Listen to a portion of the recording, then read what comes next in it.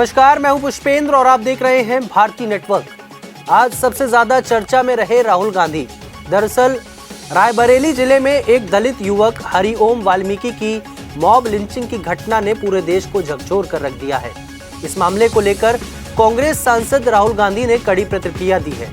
उन्होंने इस निर्मम हत्या को सिर्फ एक इंसान की मौत नहीं बल्कि इंसानियत, संविधान और न्याय की हत्या करार दिया है। राहुल गांधी ने अपने आधिकारिक सोशल मीडिया अकाउंट यानी एक्स पर लिखा कि आज देश में नफरत, हिंसा और भीड़तंत्र को सत्ता से संरक्षण मिल रहा है।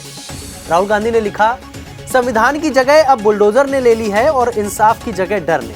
लेकिन यह देश भीड़ की सनक से नहीं, संविधान से चलेगा। भारत का भविष्य समानता और मानवता पर टिका है।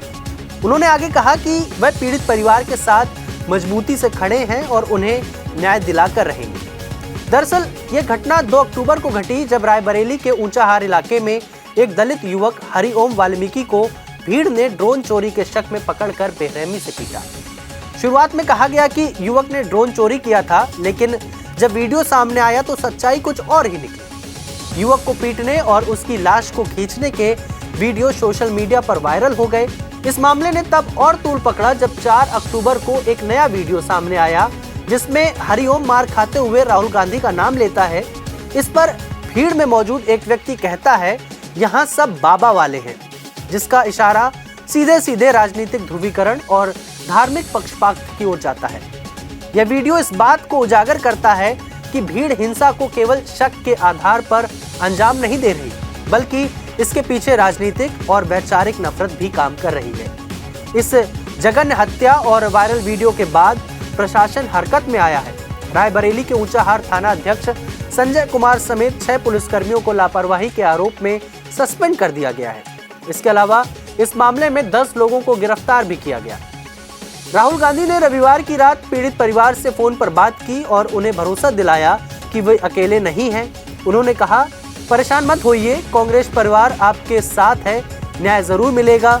यह घटना देश में भीड़तंत्र, जातीय भेदभाव और कानून व्यवस्था की गिरती स्थिति पर गंभीर सवाल खड़े करती है। राहुल गांधी के इस बयान से यह स्पष्ट है कि कांग्रेस पार्टी इसे सिर्फ एक क्राइम नहीं बल्कि संविधान और लोकतंत्र के खिलाफ हमला मान रही है। देश में लगातार हो रही मॉब लिंचिंग की घटनाएं यह संकेत देती हैं कि अब समय आ गया है जब न केवल कानूनी सख्ती बल्कि राजनीतिक इच्छा शक्ति भी दिखाई जाए ताकि इस तरह की घटनाएं दोबारा न हो। दूसरी सबसे बड़ी खबर रही 8 सितंबर की दोपहर सुप्रीम कोर्ट में एक अभूतपूर्व घटना, जब एक वकील ने देश के मुख्य न्यायाधीश BR गवई की बेंच की ओर जूता फेंक दिया। यह घटना उस समय हुई जब CJI एक मामले की सुनवाई कर रहे थे। हालांकि जूता बेंच तक नहीं पहुंचा और सुरक्षा कर्मियों ने तुरंत वकील को पकड़ लिया। अब इस मामले में आरोपी वकील राकेश किशोर कुमार ने खुलकर अपनी बात रखी है। उन्होंने दावा किया कि उनका यह कृत्य किसी नशे की हालत में नहीं था, बल्कि यह CJI की एक टिप्पणी पर प्रतिक्रिया थी जिससे वे आहत हुए थे। उन्होंने कहा, CJI ने भगवान विष्णु को लेकर जो बयान दिया उससे मेरी धार्मिक भावनाएं आहत हुई हैं। उनका एक्शन था, ये मेरा रिएक्शन था।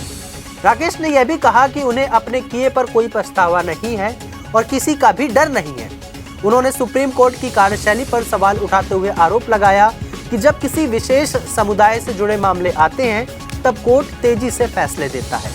उन्होंने हल्द्वानी की रेलवे जमीन का उदाहरण देते हुए कहा, वहां विशेष समुदाय द्वारा जमीन पर कब्जे के मामले में सुप्रीम कोर्ट ने 3 साल पहले स्टे लगाया था जो आज तक जारी है। वहीं इस घटना पर सुप्रीम कोर्ट बार एसोसिएशन अध्यक्ष विक्रम सिंह ने प्रतिक्रिया दी। उन्होंने कहा कि CJI की भगवान विष्णु से जुड़ी टिप्पणी को तोड़ मरोड़ कर पेश किया गया, जिससे ऐसा प्रतीत हुआ जैसे देवता का अपमान किया गया हो। विक्रम सिंह ने वकील पर आरोप लगाया कि उन्होंने मशहूर होने की मंशा से यह हरकत की। घटना के वक्त कोर्ट की कार्रवाई चल रही थी और देश के सर्वोच्च न्यायालय में इस तरह की हरकत को न्यायिक गरिमा के खिलाफ माना जा रहा है। सुप्रीम कोर्ट परिसर में सुरक्षा को लेकर भी अब सवाल खड़े हो रहे हैं। यह मामला केवल एक न्यायिक असहमति या धार्मिक भावना का मामला नहीं है, बल्कि यह न्यायपालिका की प्रतिष्ठा और शिष्टाचार पर भी गहरा प्रहार है। वकील जैसे पेशे से जुड़े व्यक्ति द्वारा CJI पर हमला न केवल अभद्र व्यवहार है, बल्कि यह न्यायिक स्वतंत्रता और न्यायपालिका के सम्मान के लिए भी चिंताजनक संदेश है। अब देखना यह होगा कि सुप्रीम कोर्ट और बार काउंसिल इस मामले में क्या कानूनी कदम उठाते हैं और क्या ऐसी घटनाओं को भविष्य में रोकने के लिए कोई नई गाइडलाइन या सख्त सुरक्षा व्यवस्था लागू की जाती है। तीसरी सबसे बड़ी घटना रही फ्रांस से, जहां राजनीति एक बार फिर उथल-पुथल के दौर से गुजर रही है। प्रधानमंत्री सेबेस्टियन लेकार्नू ने महज 27 दिन के बाद 6 अक्टूबर को इस्तीफा दे दिया, जिसे राष्ट्रपति इमैनुअल मैक्रों ने स्वीकार कर लिया। लेकार्नू ने 9 सितंबर 2025 को प्रधानमंत्री पद की शपथ ली थी और इस तरह वह फ्रांस के इतिहास में सबसे कम समय तक पद पर रहने वाले प्रधानमंत्री भी बन गए हैं। सबसे चौंकाने वाली बात यह रही कि रविवार को उन्होंने नए मंत्रिमंडल की घोषणा की थी, लेकिन 12 घंटे के भीतर ही इस्तीफा देकर सभी को हैरान कर दिया। उनका यह फैसला न सिर्फ अनपेक्षित था, बल्कि इससे फ्रांस में राजनीतिक अनिश्चितता और अस्थिरता और बढ़ गई है। लेकार्नू पिछले 13 महीनों में फ्रांस के चौथे प्रधानमंत्री थे। इससे पहले फ्रांसवा बायरू ने संसद से विश्वास मत न मिलने के चलते सितंबर में इस्तीफा दे दिया था। लेकार्नू, जो केवल 39 वर्ष के हैं, राष्ट्रपति मैक्रों के करीबी सहयोगी माने जाते हैं। वे 2022 में मैक्रों के दोबारा राष्ट्रपति बनने के बाद से 5वें प्रधानमंत्री थे और पिछले साल संसद भंग होने के बाद तीसरे। फ्रांस की मौजूदा राजनीतिक अस्थिरता का मुख्य कारण संसद में बहुमत का अभाव है। न तो राष्ट्रपति मैक्रों की पार्टी को और न ही विपक्ष को स्पष्ट बहुमत मिला है। ऐसे में सरकार गठन और संचालन दोनों में कठिनाइयां आ रही हैं।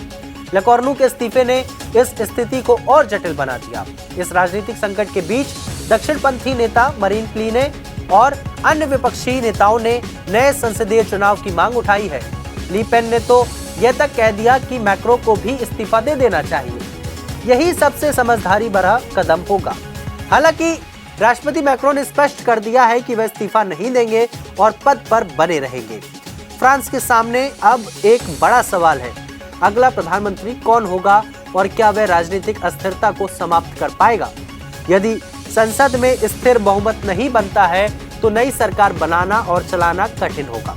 इस स्थिति में राष्ट्रपति मैक्रों पर दबाव है कि वे या तो नई सरकार के लिए व्यापक गठबंधन बनाएं या नए संसदीय चुनाव की घोषणा करें। इस घटनाक्रम ने फ्रांस के राजनीतिक भविष्य को लेकर गंभीर चिंताएं खड़ी कर दी हैं।